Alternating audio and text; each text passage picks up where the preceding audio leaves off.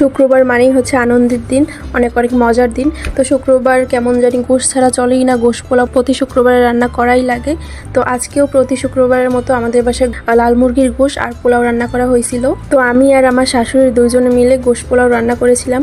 তো hello guys, আসসালামু আলাইকুম, সবাই কেমন আছেন? আশা করি সবাই ভালো আছেন। আমিও অনেক অনেক ভালো আছি আল্লাহর রহমতে। আমার শাশুড়ি গোশটা ভাজা তারপরে পাশের চুলায় আবার পোলাও চড়াই দিছিল। তো পোলাওয়ের মধ্যে পরিমাণ মতো পানি, তারপরে আদা রসুন এগুলো দিয়ে একে একে পোলাওটা চড়াই দিছে। পোলাওর মধ্যে কাঁচামরিচ এগুলা করে দিছে। ভিতরে দিয়ে দিলে হয় কি কাঁচামরিচের একটা সুন্দর ঘ্রাণ আসে, একটা কাঁচামরিচের একটা ফ্লেভার পাওয়া যায় খাওয়ার সময়। তো আমাদের পোলাও রান্না হয়ে গেছে। তো এবার আমার শাশুড়ি গোশ রান্না করবে। তো গোশ রান্না করার জন্য একে একে সব মশলা, পেঁয়াজ, রসুন, আদা, দারচিনি, এলাচি এগুলো দিয়া মশলাটা ভালোভাবে কষাই নিয়েছে। কষাই নেওয়ার পর সামান্য পরিমাণ আলু দিছে।